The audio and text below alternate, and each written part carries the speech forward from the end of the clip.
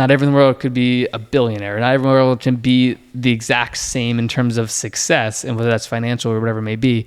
So I always battled with just like, why do I think I could do this? Everyone can care about you, but no one cares. In this whole journey, I'd assume it wasn't all sunshine and rainbows. Definitely not. Right? What was there like a certain struggle that you had that took you a while to overcome? Yeah, I mean, I think for sure. I mean, there's always struggles, and I think early on. But one that like stuck with you. For Yeah. Like a couple years. I'm always curious to ask because guys like you, there's always like some sort of like interesting internal motivator. For sure. You know. I mean, I think one element of not only struggle but just like internal dialogue that was especially early on, right? Like coming from a small town, I was the youngest of I have two older brothers, so youngest of three. And I think one of my internal struggles, but also like realizations was like, why do I think I can do this, right? Like coming from a small town, both my brothers went to college, dropped out. My parents didn't finish college. And I say that with so much love and respect for who they are. But in terms of like the environment I grew up in, so much love, incredible parents, incredible brothers. But this idea of, like we talked about before the show, like going to Costa Rica, like I experienced things early on of like trips initially with my school, but then from a business perspective that like opened up my perspective on the world. And I think it's like once you let the genie out of the bottle in terms of like the perspective of the world, you start traveling, you start seeing different things, you realize how small the bubble is from where you grew up and that the world is so much bigger. Like I didn't fly on an airplane until I was 16 years old.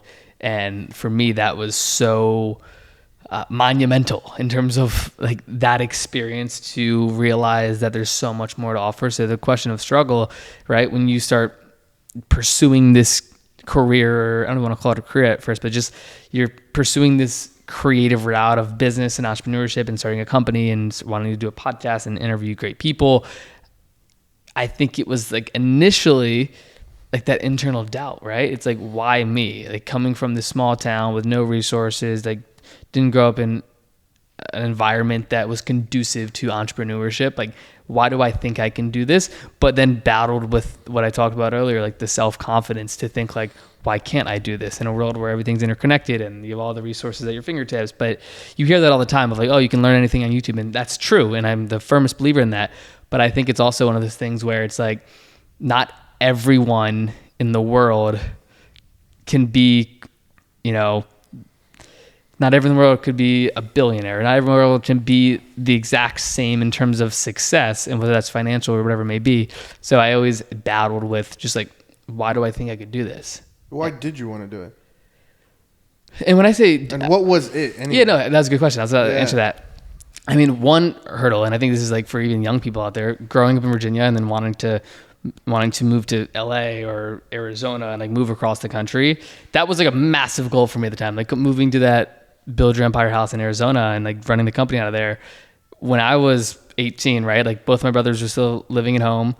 I didn't have any sort of guidance of like what moving out consisted of. Of course, like I didn't go to college. I didn't do that whole experience. It was like going to high school, taking 3 classes senior year, traveling a bunch, to then boom, moving across the country with some of my best friends and business partners and just going down that lane. And I think in terms of like even making that jump, there was so much doubt of like, wow, this, if I don't do this, am I going to have, that doesn't work out. Do I have to move back home? Like, how am I going to feel? Am I going to be a failure? Like to my family, from my brothers, to the people that I look up to. And of course it's like, at the end of the day, everyone has their own stuff going on. And I always now reflect on that. It's like everyone can care about you, but no one cares.